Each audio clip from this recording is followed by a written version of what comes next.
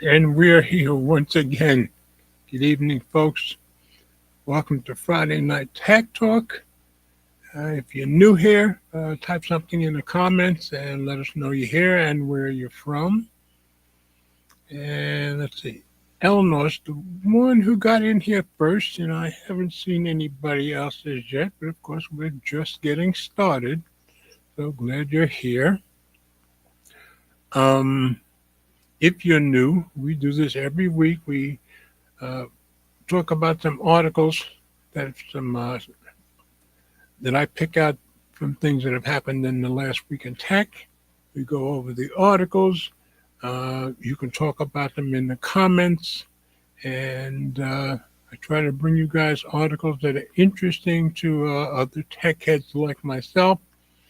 Of course, if there's a major happening during the week, I cover that, but I don't think there was a major one this week as far as I know. Correct me if I'm wrong. Also, I have checked. Let me double check again. Sometimes Ted lets me know he's not going to be there, but he rarely lets me know if he's going to just pop in. So I'm trying to check and see. Let's see. Okay, nothing out there in Telegram from Ted as yet, so that might be a good sign that he's going to join us. It's always a better show when he's in. And of course, there's always an outside chance that it will pop in occasionally, and by some miracle, Mike might pop in. But other than that, you just get me. Also, some of you who follow me on Facebook or Instagram or Threads or TikTok might have seen my photo that the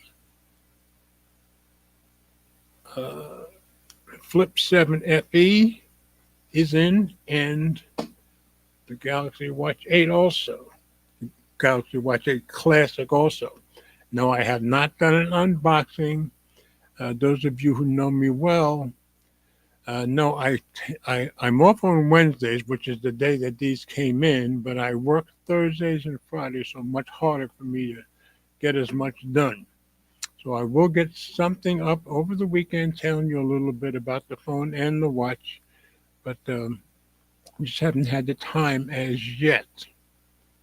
So if you're new here, you can follow all the stories that I picked out for this week on my website. So let's go check that out. Let me share screen. Okay. So if you go to mobilegeezer.wordpress.com and just click on today's date, you'll get the show notes just for tonight's show. Of course, if Ted does pop in, I'll certainly let you guys know. Meanwhile, as always, when I get here, I give you guys a little preview of what we're going to talk about. Like I said, if I'm alone, it'll be a quick show as it was last week. So I've been keeping you up about which major companies have been doing layoffs. So I found an article. I just said Big Tech 2025, the year of the layoff. So there's some numbers here about how many people have been laid off. It's pretty astounding, just among the major tech companies. So we'll go over that first. I just found that really interesting. Then, kind of exciting for some of us, the QI2 25 watt, right now we have 15 watt wireless charging coming to selected Android and iPhones. Found this story on The Verge. So wireless charging is about to get better, at least on some devices. So we'll take a look at that. And I believe that this Flip 7 FE is one of the devices. So, next story just happened that Starlink satellite service, which officially started, I think, 3 days ago, the very next day they had an outage for a few hours. So, we'll go over that. And some of the outages affected people in the war zone or soldiers in the war zone. So we'll check that out. And then we're going to go over a new offering from Apple, Apple Care One. This is a little bit better. Well, I'd say it's probably a lot better than Apple Care Plus. So that's just started. So I just said Apple Care One, 3 devices, one relatively low price. Got that on Tom's Guide. And here's Brian. Glad you're here, brother. Just going over what the stories we're going to go over tonight. Haven't heard from Ted, so maybe he'll pop in. I'll let you guys know. Okay. Then I just found the story interesting. I found it on Tom's Hardware. And I said how hackers can destroy a company in a hurry. And it just turns out this company is in the UK, but they've been around for 158 years. They're not around anymore just because of hackers. So just thought it was an interesting story. And here's somebody, those of us who ordered the Galaxy Watch 8 Classic, of course, we've had the rotating bezel before, at least I have, and they seem to be bringing it back every other year. You'll see that in the story. But here's a different point of view. I just said dislike for the Galaxy Watch 8 rotating bezel. One man's opinion. So he's come up with this article on Phone Arena and why he doesn't like the rotating bezel. So I gather a very unusual opinion, but I just thought it was interesting. And then finally, just because the Ray-Ban Meta glasses have generated so much excitement in the last couple of years, it looks like we're about to get a 3rd generation set of glasses in about 2 months, I guess. I just thought, let's put a story up about them. I just said Ray-Ban Meta Smart Glasses Generation 3 unveiling in September, ? It's still rumor, but that's what's expected. So those are the stories we'll go over tonight. And if nothing else is new in the comments, I will go on with the first story.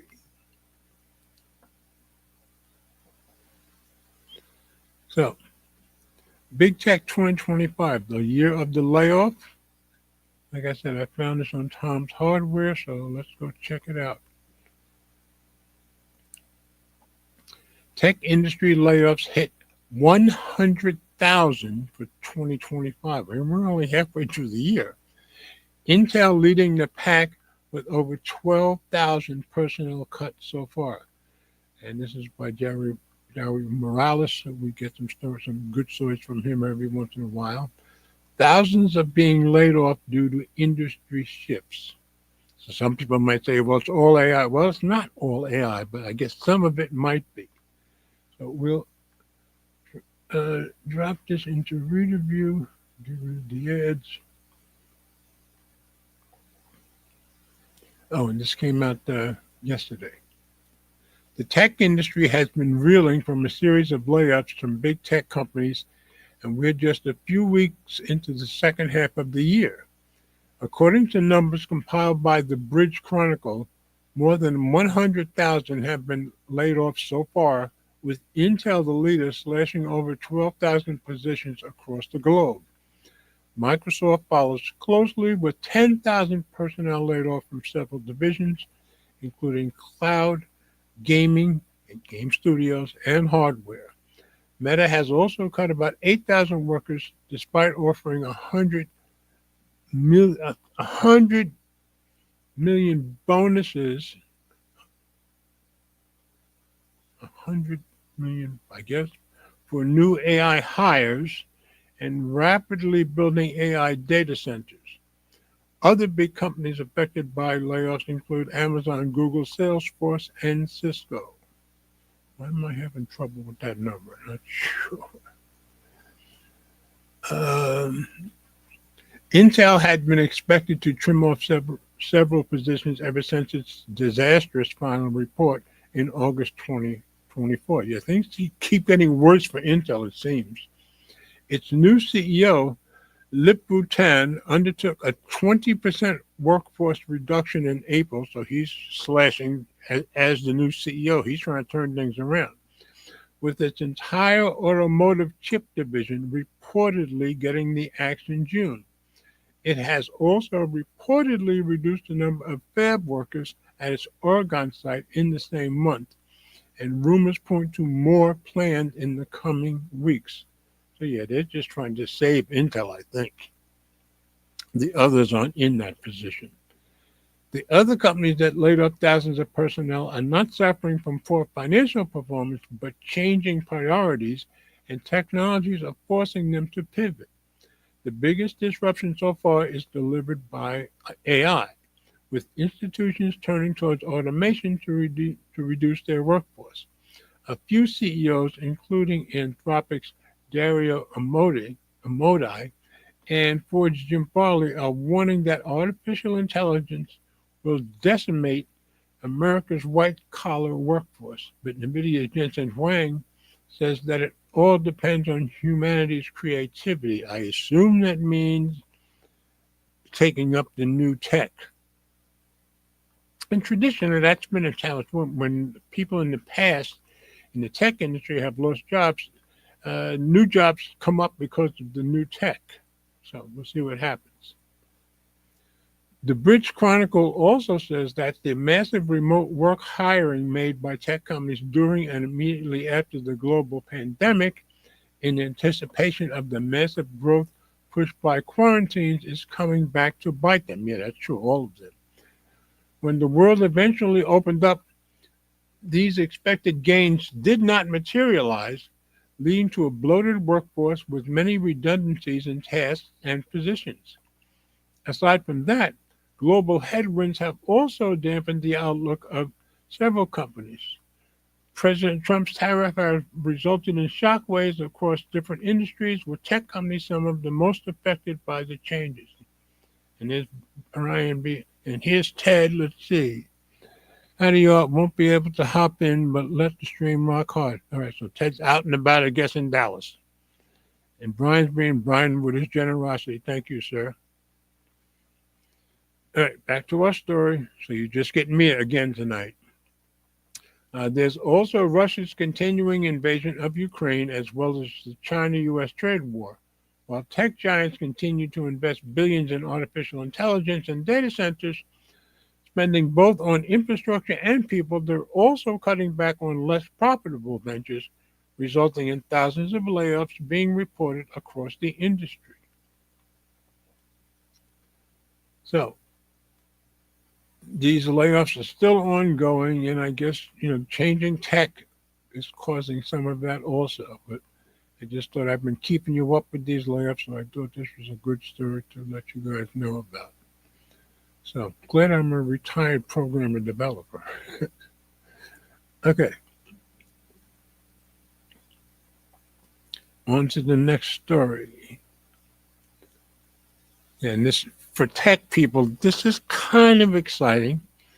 So our wireless charging, the fastest we've had up to now has been 15 watt. So QI2 25 watt wireless charging coming to selected Android and iPhones. And this was on The Verge. Faster QI2 charging is coming to iPhones and major Android phones.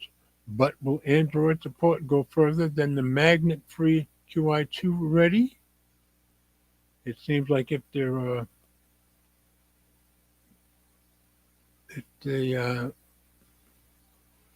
have the magnets, they're going to give you more speed, or the better speed, or more wattage, I should say.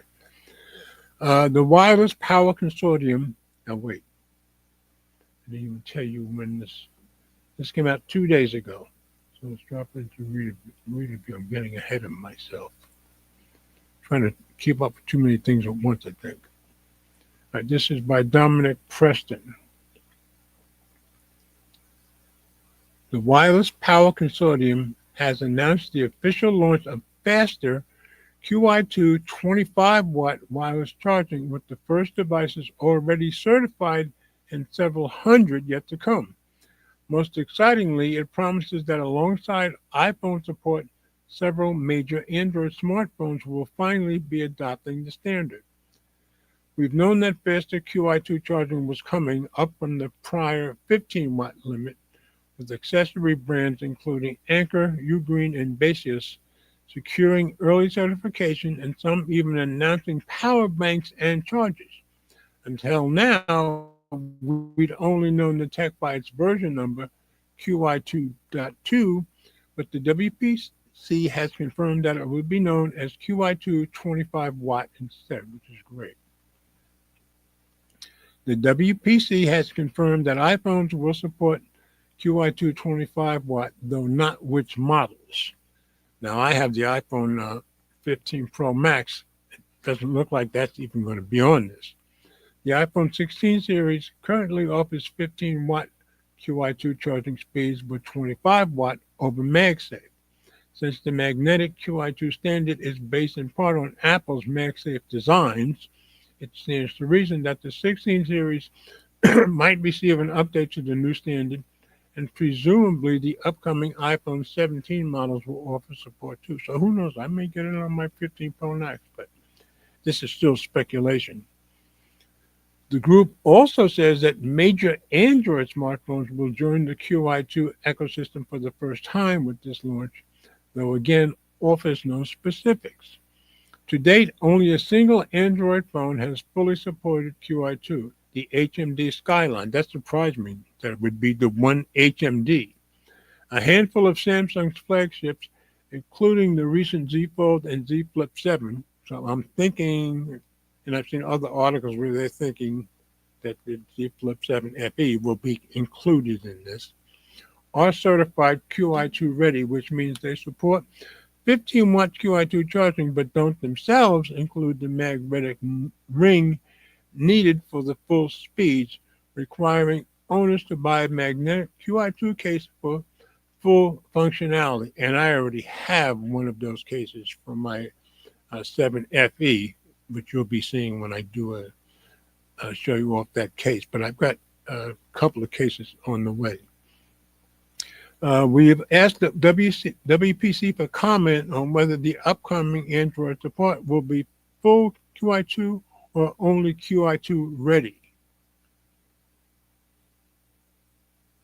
The momentum building behind the next stage in the evolution of the QI standard is incredible, said Fadi Mishriki, I think, chair of the WC's board of directors. Consumers will be delighted when they experience QI2 25-watt, yeah, I'm sure, as it delivers nearly 70% more power than the original QI2. The number of devices in the QI2 25-watt certification queue for launch is unprecedented, but we don't know that number, as is the quality and breadth of our members' product designs. So I suspect that my 7FE will be able to get that 25-watt wireless charging, but we'll find out, I guess, fairly soon. So just wanted to let you guys know that wireless charging is getting better for some phones. There's nothing else new in the comments. I think I let Ted see that already, just making sure. Okay. On to Starlink and their outage. Day 2 of Starlink satellite service, because it officially started this week, experienced an outage. This was on The Verge. And I guess it being brand new and just a couple of days official, I guess you have to expect some problems. Starlink satellite internet is back online after a massive outage. SpaceX's satellite internet service experienced a network outage that cut off internet for users around the world. That's by Richard Lawler, updated yesterday. Just going to read a few. So it only lasted a few hours, but of course, in a war zone, that could be costly. Starlink users reported they couldn't connect to SpaceX's satellite internet service for a few hours on Thursday afternoon before service was eventually restored. Widespread Starlink outages like the ones we reported in 2022 and 23 have been rare, and this appears to be the first one in 2025. The outage began around 3:15 p.m. Eastern Time or so, with users receiving error messages saying there is no healthy upstream. Starlink posted a message on X at 4:05 p.m. Eastern Time. Starlink is currently in a network outage and we are actively implementing a solution. We appreciate your patience. We'll share an update once this issue is resolved. At 6:23 p.m. Eastern, Starlink Engineering VP Michael Nichols followed that up with a message saying that after a 2.5-hour outage, the network has mostly recovered. So I guess close to 3 hours. The outage was due to failure of key internal software services that operate the core network, writes Nichols, without going into specific detail. According to the Kiev Independent, the outage affected Ukrainian troops who rely on Starlink terminals, citing a telegram message from the military saying Starlink is down across the entire front. Yes, and I know their entire military was given Starlink to use last year, and I also knew that they tend to keep in touch with Telegram. So that probably was pretty bad for them. The military now says its connections are back online after going down for about 150 minutes, the longest in a war. Now, I haven't heard any reports of anybody dying because of it, so I guess that's good. T-Mobile just opened its Starlink-powered T-Satellite message services to everyone yesterday, so it only opened up on Wednesday officially.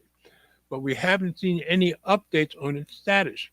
During the outage, the global connectivity trackers at NetBlocks reported that overall Starlink connectivity dropped to 16% of ordinary levels. So I guess it never completely shut off, but mostly.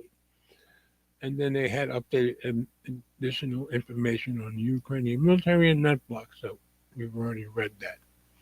But so it was only at about 2.5 to 3 hours, and they got it back. So I'm glad they got it back. Like I said, it's a new service. I guess you have to expect some issues. So I just thought that was interesting. And here's Ellie. Glad you're here. Just now back home from a wonderful visit down south with my family. Okay. All right. So on to our next story. Apple. Apple Care One, 3 devices, one relatively, I thought, low price. And this was on Tom's Guide. Apple announces Apple Care One subscription that covers multiple devices. Starts at $19 a month. Let's see, Brian's saying about, okay. Well, Starlink, I think, is keeping the Ukrainian military in touch, so glad they got it back. Okay. This was written by Mark Spoonhour 3 days ago. If you own multiple Apple devices and want to save money, this is the plan to get. And I was listening to 9 to 5 Google before, but even they talked a little bit about this. And I did hear another video about it too. All right, let's drop this into review. It sounds like a pretty good deal if you're into Apple Care Plus. This is better than that, I think. If you want to protect your Apple devices from accidents, theft, and loss and get priority support, you can now get coverage from multiple Apple products in one plan for one price, and you'll save a bit of money in the process. The new service is called Apple Care One, which builds on Apple Care Plus by letting you protect up to 3 products tied to your Apple account for $19.99 a month. It starts rolling out on July 24th, yesterday. That's not a bad deal considering that Apple Care Plus currently costs $11.99 a month for the iPhone 16 and $13.99 a month for the iPhone 16 Pro and Pro Max. So yeah, $20 for 3 or 12 or 14 for one. So good deal, I'd say.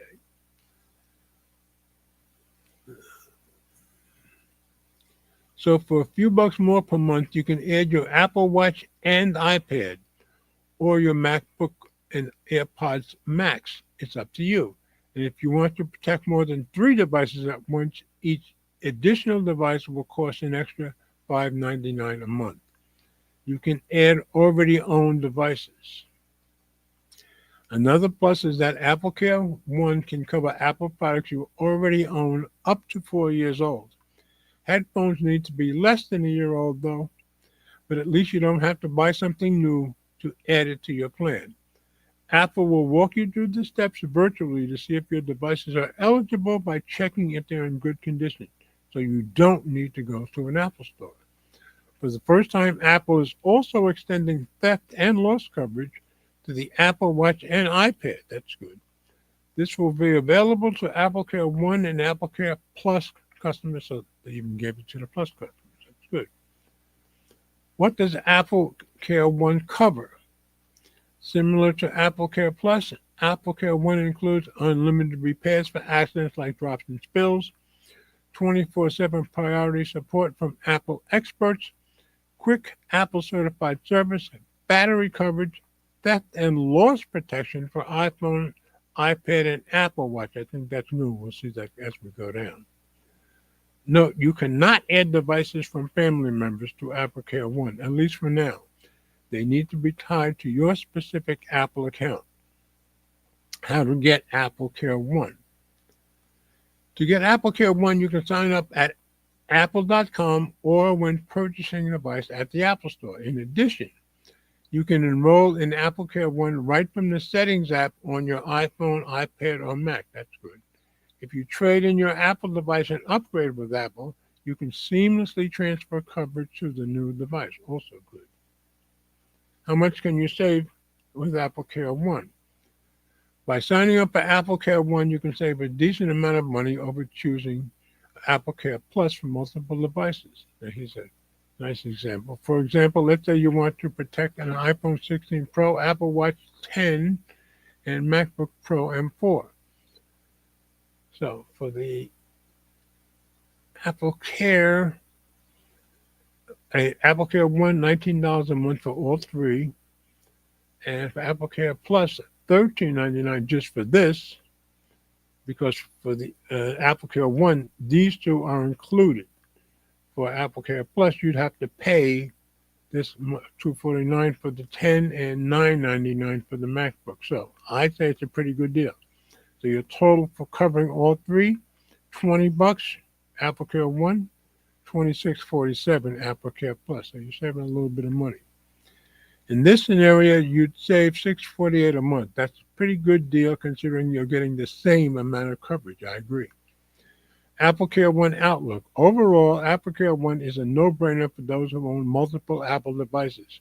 You'll save money versus buying Apple Care Plus for several gadgets.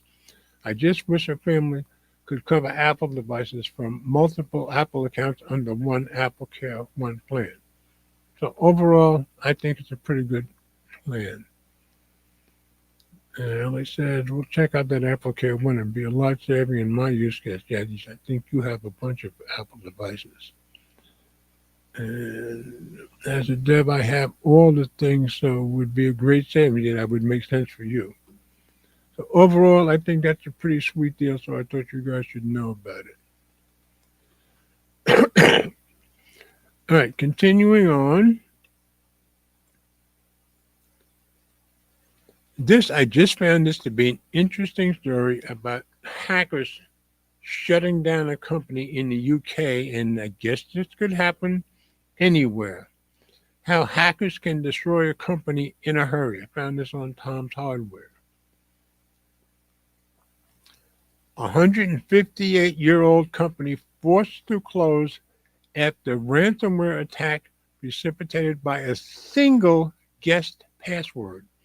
700 jobs lost after hackers demand unpayable sum. That's so sad. Mike Tyson published 3 days ago. An employee's weak password was the company's Achilles heel. Let's drop into review.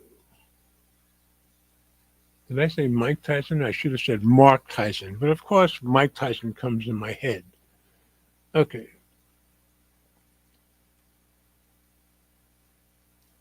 There's a little update, but this was taken from a BBC report. So, a UK-based transportation company with a venerable 158-year history has collapsed in the wake of a ransomware attack.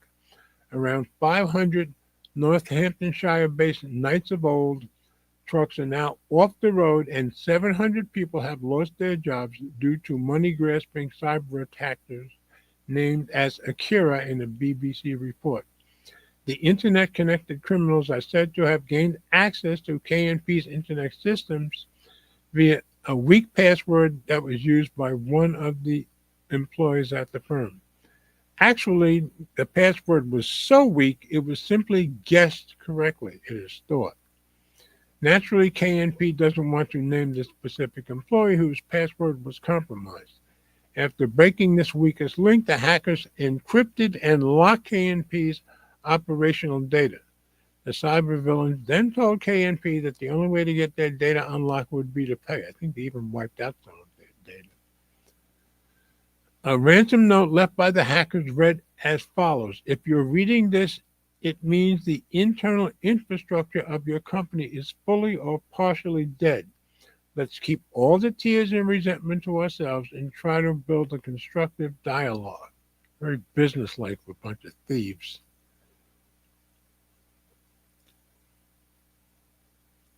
What the BBC report doesn't expand, while the BBC report doesn't expand, the story is also the subject of a panorama documentary released this week. According to the program, KNP had taken out, and I guess they had taken out insurance against cyber attacks. Its provider, Solus Global, sent a cyber crisis team to help, arriving on the scene on the following morning.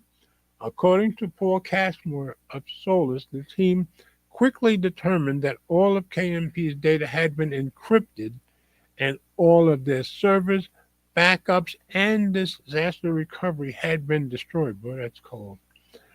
Furthermore, all of their endpoints had also been compromised, described as a worst-case scenario. So even if they had paid them, they still wouldn't have gotten everything back because they destroyed it.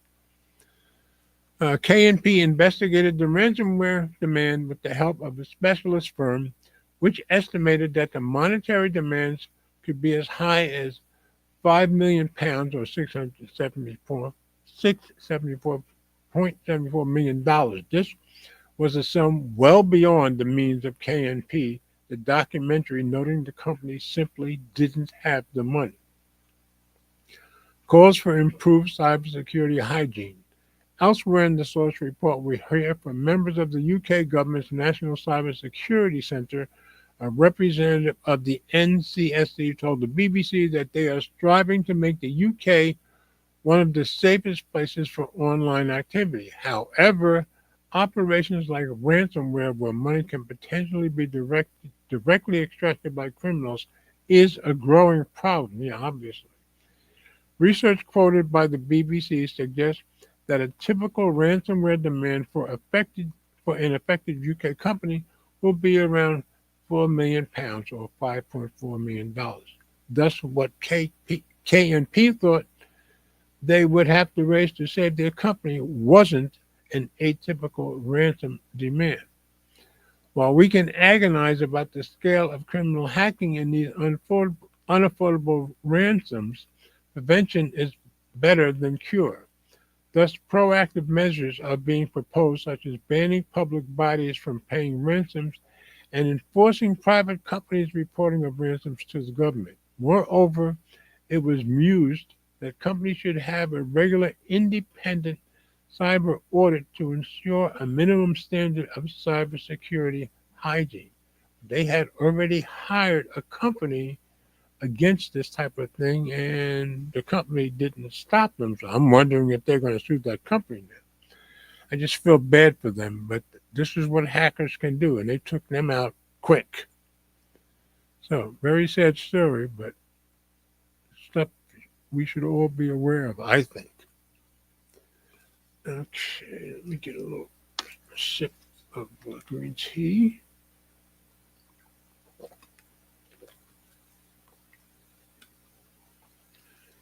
All right, on we go. Okay, now this is an unusual opinion, but I just thought it was worth putting the story up.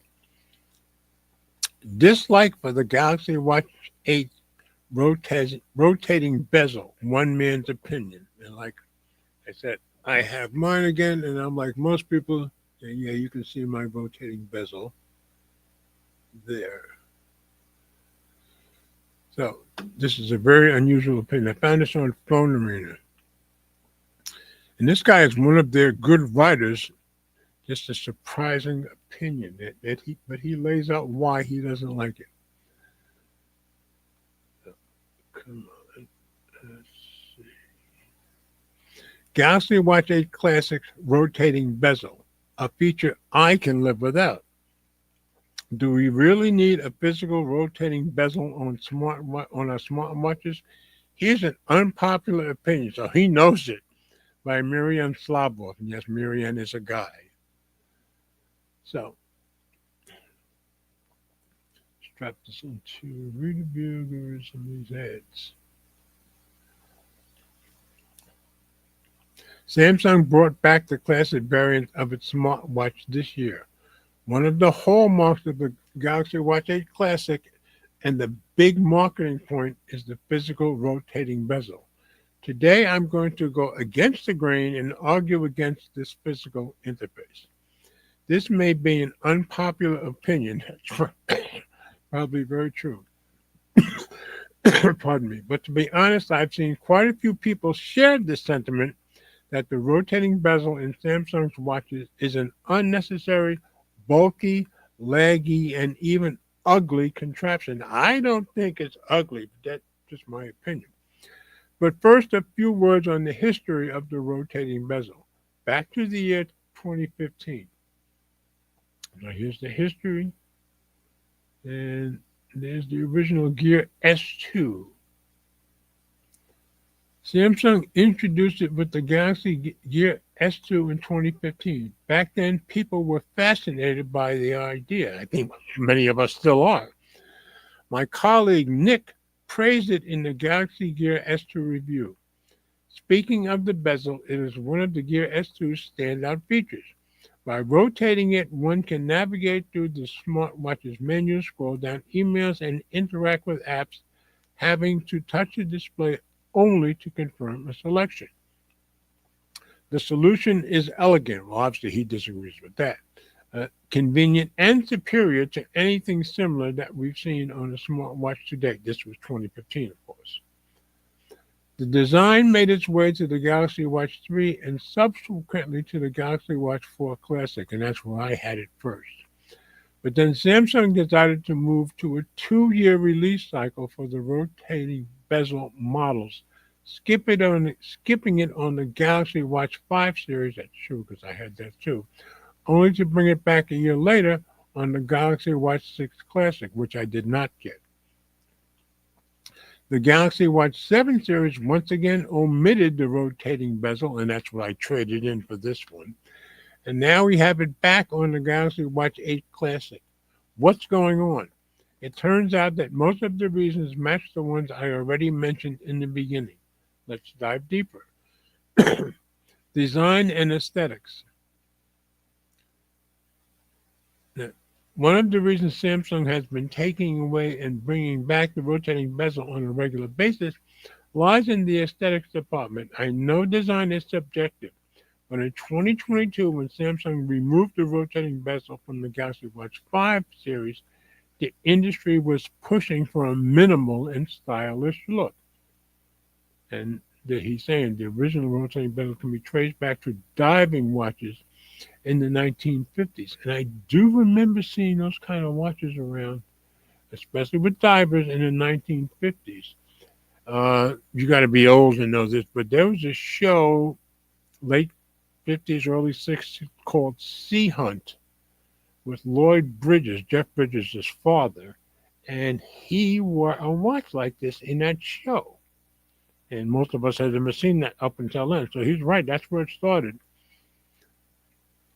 Samsung was competing with the Apple Watch 8 and allegedly saw the rotating bezel as old school, bulky, and outside the design language the company wanted to portray. So that's why they got rid of it on the Watch 6, I think it was. Yeah, remove. Oh no, for the Galaxy Watch 5. Samsung didn't say this officially, but that's what the rumor mill was spitting out at the time. And there's my Galaxy Watch 7, which I'll be sending in next week, I guess. I'm absolutely on board with this point of view. Smartwatches have been trying for years to mimic regular timepieces, mainly because we're so accustomed to the design through the ages. But given the true origin of the rotating bezel, I think it looks odd and out of place on a modern and stylish smartwatch. Hear me out. Now, I still disagree with him. I still think that looks pretty cool.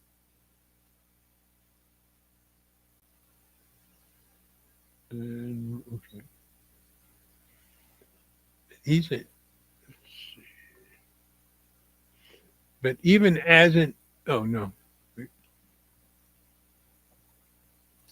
The origin of the rotating bezel can be traced back to diving watches back in the 1950s. It was a crucial safety figure to remind divers of the time they've spent underwater. And I remember in that show, he used to bring up stuff about how the watch told him how long he'd been under, and you could get the bends, and you could eventually die. This was all new to all of us in the 50s who didn't dive. So it was very instructive also. Nowadays, many smartwatches go for that diving watch aesthetic, even though they're not specifically designed for diving. I personally find this annoying. See, I find it cool. Instead of making smartwatches innovative and exciting, we're clinging to the past. At my age, nobody's surprised. But even as an interface piece, this rotating bezel, in my opinion, not a very good idea. It's redundant as an interface. Here's another picture. You still need to tap on the display to navigate in and out of menus and apps, and that's true. The rotating bezel is mainly used to scroll through menus and text on the Galaxy Watch 8 Classic. In order to select something or go back, you need to touch the display. That's true. I swipe back, but I'm touching the display when I do that. Many people argue in favor of the rotating crown with the argument that it lets you navigate without touching the display, and it does, but not if you want to go back. For example, with wet or dirty hands underwater, etc. However, it's simply not the case. You can't even use the other physical buttons to avoid touching the screen. You can only return to the home screen. To me, it's a flawed design and a failed opportunity. So I would suspect not many people feel the way he does about it. Had Samsung allowed the physical buttons on the Galaxy Watch 8 Classic to be used to go forward and back one step, the rotating bezel would have made much more sense and probably would have cost more too. And even then, doing a rotating motion to scroll up and down or left and right isn't the most intuitive way to do it. And speaking of alternatives, there's a better way to do it, the rotating crown. And most of you know that I have Apple Watch Series 10, so I have this also. I prefer my rotating bezel, but obviously he prefers the rotating crown. As far as physical scrolling interfaces go, Apple did a great job with the rotating crown. Don't get me wrong, I still think the Apple Watch is overpriced and flawed with its 18-hour battery life. That's true. The rotating crown, though, was a great invention, and no wonder so many companies have copied it. It requires less physical effort to turn, and you can do it with, that's true, you can do it with one finger. The rotating bezel you can't do with one finger. Your hand doesn't obscure the display while you're turning it, and that does happen sometimes. And the direction of rotation mimics what's happening on the display. You turn it up or down, and the text or menus moves up and down. For me, the rotating crown is a better implementation of the same idea and also leaves much more freedom. And since I have both, obviously you can see I tend to like my rotating bezel. Other problems with the rotating bezel. The rotating bezel is a big moving part. Yeah, I can't get around this. As we all know, parts that move mechanically are prone to failure. It's also a point of entry for dirt and moisture, adding to the risk of failure I mentioned above. You can't deny that. The Galaxy Watch Classic is still quite new, and it will take some time for such problems to manifest, but still, it's a potential issue. Conclusion.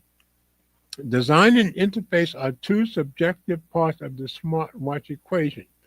I get that many people still love and swear by the rotating bezel, like me, but it's just not for me.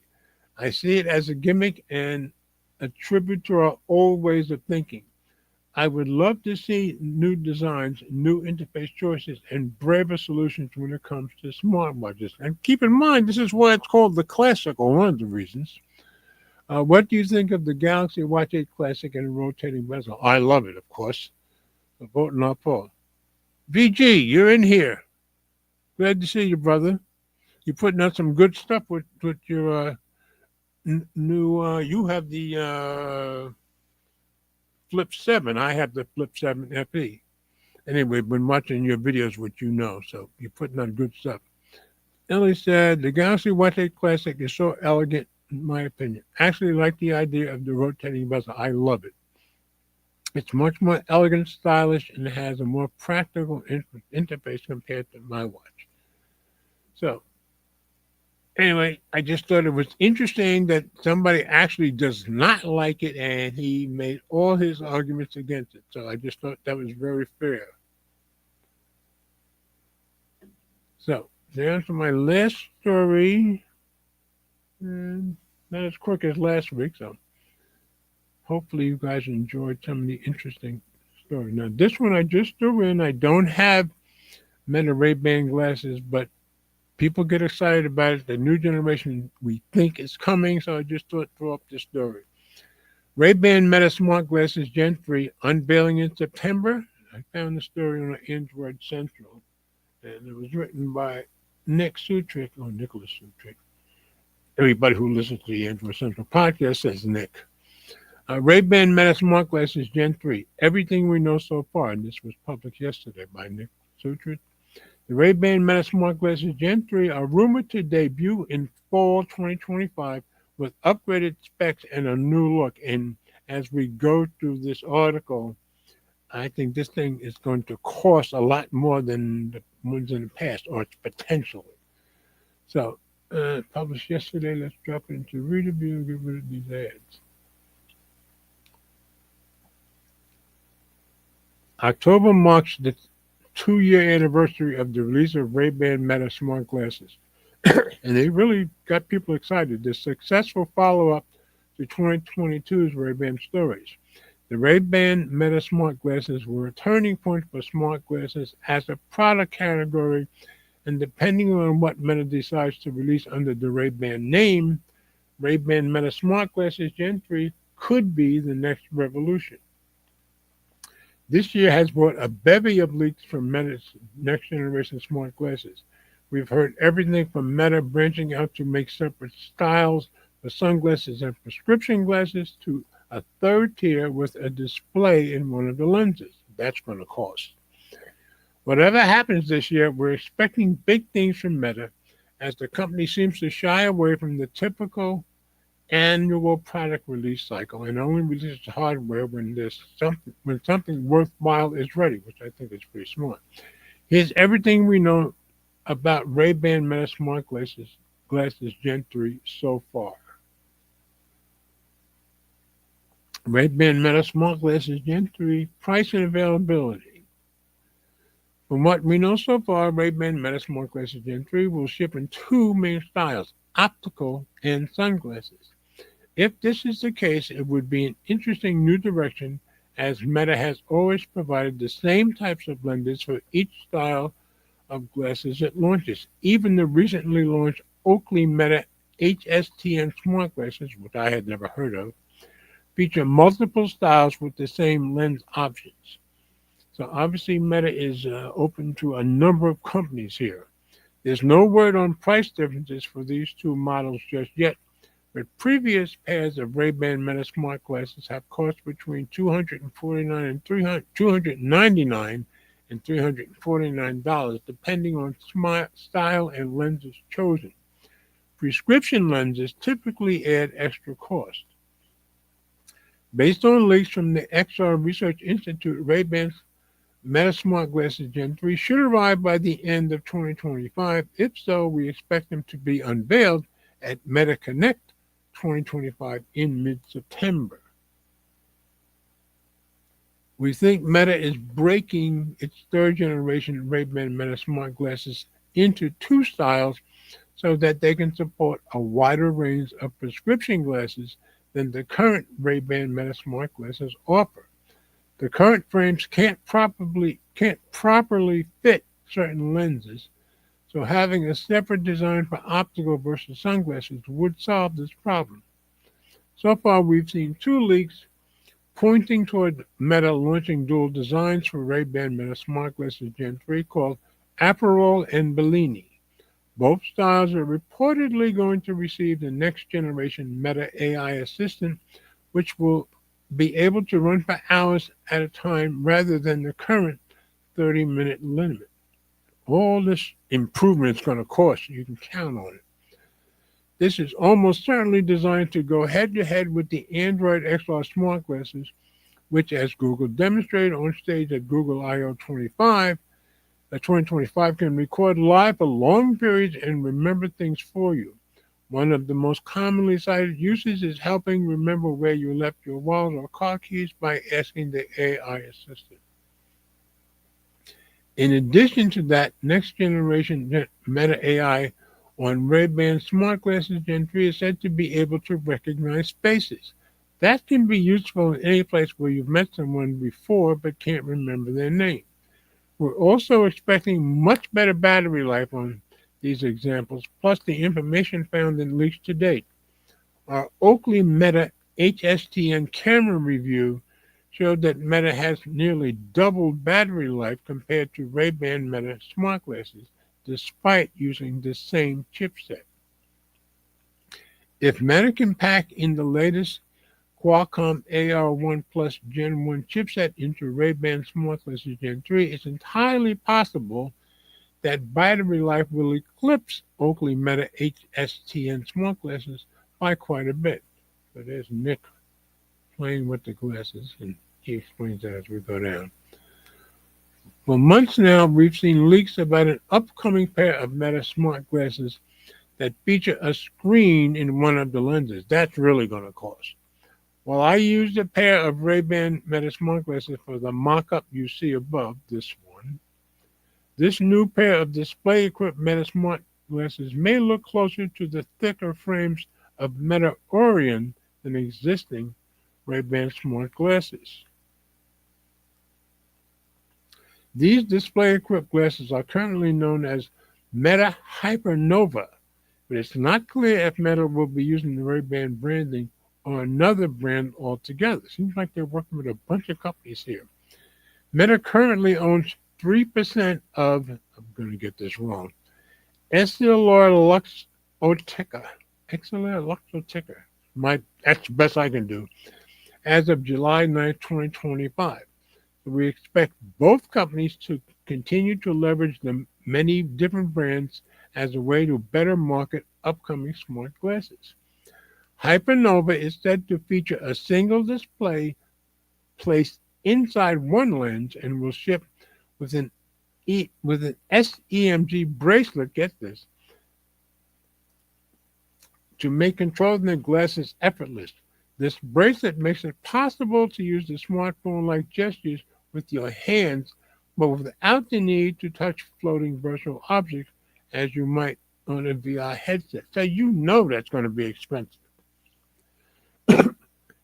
Instead, the bracelet understands how the muscles in your wrist relate to your finger movements and can accurately translate that into clicks, pinches, and even typing based on how you're holding your hand. So we're getting into Apple-like territory, in my opinion. It also means you can easily look at an icon on the glasses screen and pinch your fingers, yep, just like Apple, and pinch your fingers to open an app, even if your hands are resting in your lap. The SEMG bracelet I used during my Meta Orient hands-on had haptic feedback as well. Wow. So it felt like I was physically interacting with virtual objects even though they weren't real. You can see the bracelet on me in the photo above. Yeah, that's got to be an expensive proposition. We don't know exactly when Hypernova will launch or what the price tag will be. I bet you don't.